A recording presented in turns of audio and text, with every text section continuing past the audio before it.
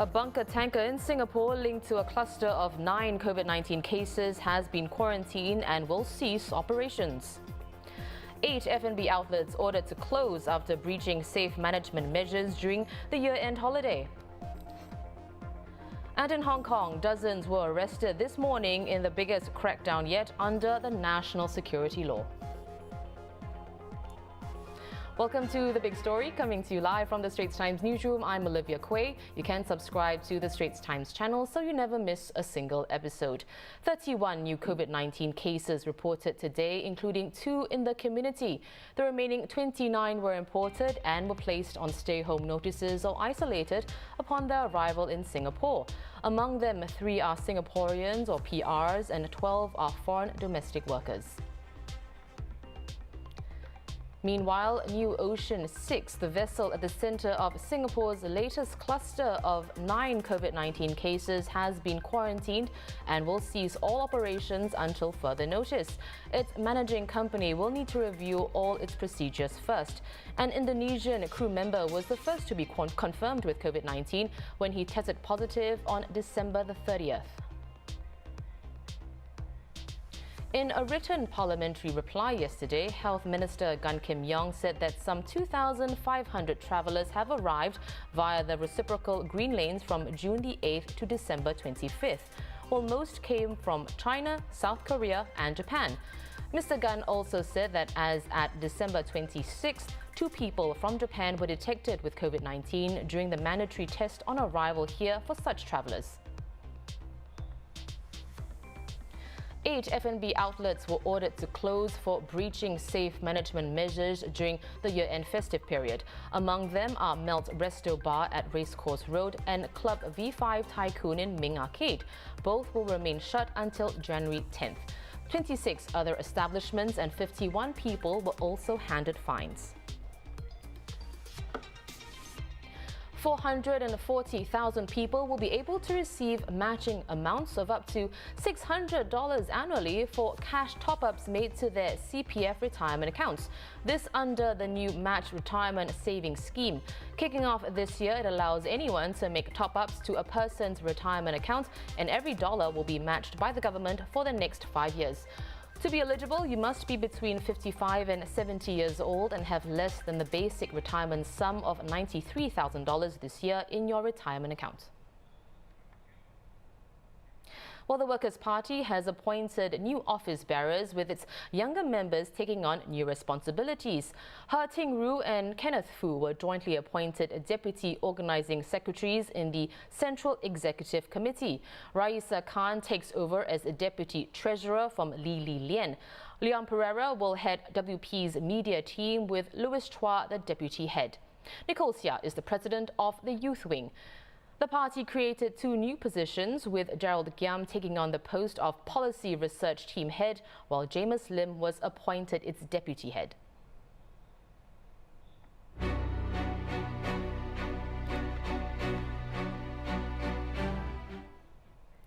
Well, in the biggest crackdown under Hong Kong's national security law, police arrested dozens of opposition activists this morning, including several ex-lawmakers. Among the some 50 people arrested were former lawmakers Alvin Young, James To, Andrew Wan and Lam Chuk Ting. They were arrested on allegations of subversion. Now, the allegations were in relation to an informal primary held by opposition parties in July to choose candidates for a legislative election that was subsequently postponed by the government. Well, joining me with the latest is our Hong Kong correspondent Claire Huang. So Claire, what is the general public sentiment now following the mass arrests this morning? Well, Ollie, this has to do with the pan-Democrat primaries held in July last year, where there was an idea called 35 plus. Why is it called 35 plus? Because you have got 70 seats in the Legislative Council, or LegCo, which is the parliament, right? And the opposition camp wanted to get 35 or more seats in the parliament.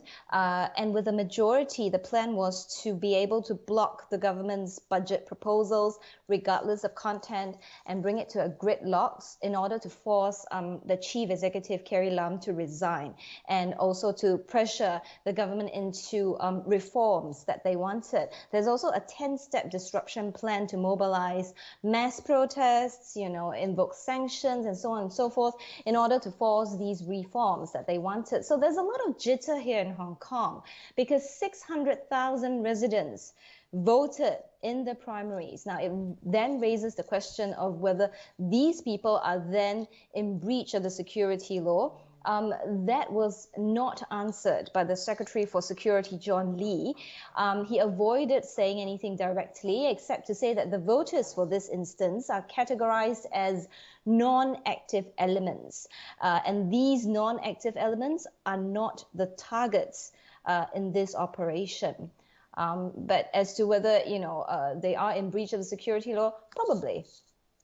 Right. So, Claire, we know more than 50 people arrested this morning. It's the biggest sweep yet in Hong Kong under the national security law. But could you help us further underscore the significance of the arrest? Not just in terms of scale, of course, but also the fact that the arrests included former lawmakers. Well, Ollie, the former lawmakers are not that significant. The key here is, what's more important is the message that this is sending across to everyone in Hong Kong, and especially to the younger opposition members and even future ones. If there is anything you can take away from this, is that anyone who is seen by the powers that be as actively creating chaos and instability or interfering in the Hong Kong government's work will face consequences. Some of them pointed out, some of the observers have pointed out that the move is a purge of the entire opposition camp. And here's where I remind you that we had the LegCo election that was postponed for a year till this September. And the move came, after the landslide victory by the opposition camp in the district council elections in 2019, the year of the unrest. Now, the question some are now left wondering is how far the playing field will be altered to prevent a repeat of that stunning loss on the pro-Beijing camp side. Of course, some others have also said that the writing was already on the wall, with Hong Kong government officials and Beijing warning that the pandemic primaries were in breach of the national security law. So some China observers are saying that, the arrests are done to uphold the law and act as a deterrent. It also spells out what's not tolerated and what will be deemed as criminal. Well, important points raised there, Claire. Thank you so much for the update. Well, that was Claire Huang, Hong Kong correspondent for the Straits Times. Now, straitstimes.com is where you can stay up to date with this developing story. Moving on, the cancellation of the Singapore-Kuala Lumpur high-speed rail project is the latest in a string of controversies involving train projects in Malaysia. Two state governments there have urged the government to continue with the HSR project. If you recall, Transport Minister Ong Ye Kung told Parliament on Monday that Singapore couldn't accept Malaysia's proposal to remove the system supplier and a network operator of the project, a fundamental departure from the original agreement. And this main concern led to the termination of the project. As a HSR is a cross-border service, it must be a single train system operating between Singapore and KL and Malaysia. Because neither country has the expertise and experience in operating the HSR, we agreed under the HSR-BA to appoint a best-in-class industry player through an open and transparent international tender to assume the role of the Assets Co. So once appointed, the Assets Co would supply the train system, operate the network, ensure that appropriate priority is given to cross-border HSR service vis-a-vis Malaysia's domestic service. And Assets Co will be accountable to both countries, Singapore and Malaysia. Well, the HSR's termination has once again cast a light on the governance of these deals, as our Malaysia Bureau Chief Shannon Teo writes in a piece out today. So Shannon, you wrote that since the Perikatan Nasional government came into power 10 months ago, at least two other projects in KL's greater metropolitan area are facing government intervention. In these cases, what are the main sticking points? Well, I think what's been happening is that they are shifting the goalposts. We agreed to one thing, but then now they want to do things differently.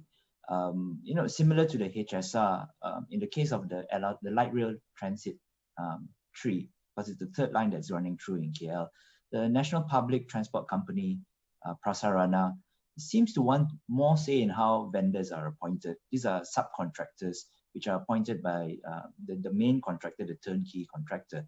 Now, to force the issue, Prasarana has withheld something close to 1 billion in payment for the ongoing construction. There's another project which is called the Klang Valley Double Tracking Phase 2. This is to upgrade the existing KTM line, which runs all the way north and down south. It used to run all the way into Singapore. This project is worth 4.4 billion. And what's happened is that the entire thing's been cancelled.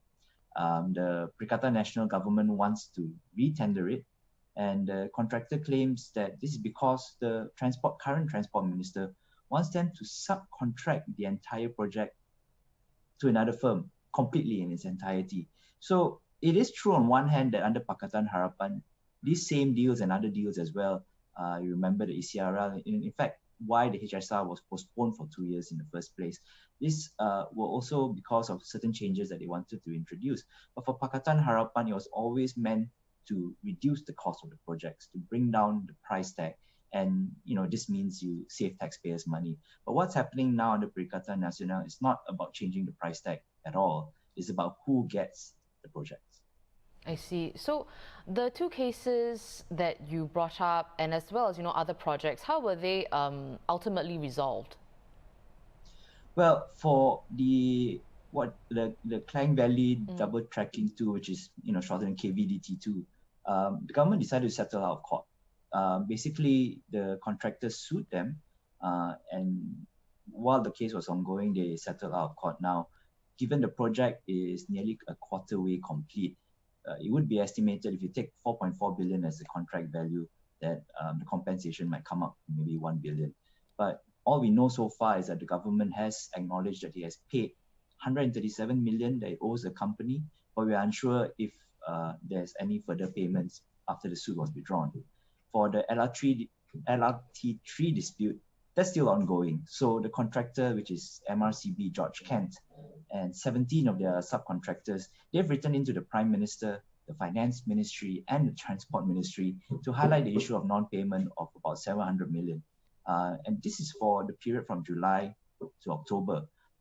Payment for subsequent months hasn't been fully agreed to yet, but it's probably going to come up to about 1 billion. So this is still ongoing. Prasarana chairman, who is an UMNO MP, Tajuddin Rahman, says that this is because they lack liquidity. They just don't have the cash to pay. We're waiting for the Finance Ministry, which owns the company in totality, to inject more cash so that they can pay MRCB George Kent. But we have official sources saying that this is a very strange situation. The Finance Ministry has never rejected a cash call from Prasarana, basically. So if it was short of money, it could have just asked. Now we're talking about non-payments for work all the way back in July. That's half a year ago.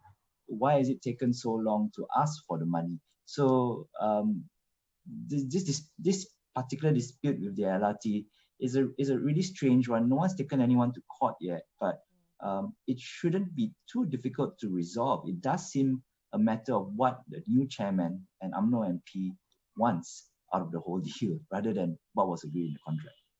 Well, Shannon, thanks so much for joining me today. I've been speaking with the Straits Times' Malaysia Bureau Chief, Shannon Teo.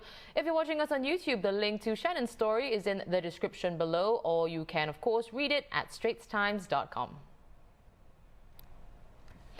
Looking beyond Asia to the Georgia Senate runoff election, outlets in the U.S., including the Associated Press and CNN, have projected that Democrat Raphael Warnock has won one Senate seat. He will be Georgia's first black senator, having defeated incumbent Republican Kelly Loeffler, who has not conceded. But control of the chamber remains in question until a winner is called in the state's other runoff election between Republican David Perdue and Democrat Jon Ossoff. In that race, Mr. Ossoff is holding a narrow lead. U.S. President Donald Trump has signed an executive order banning transactions with 8 Chinese apps, including Alipay, WeChat Pay, and QQ Wallet. A senior administration official said the move is aimed at curbing the threat posed by Chinese software applications, which have large user bases and access to sensitive data. Any transactions prohibited by the Trump administration are likely to face court challenges. And this mirrors Mr. Trump's earlier actions against WeChat and TikTok, which the U.S. courts had denied.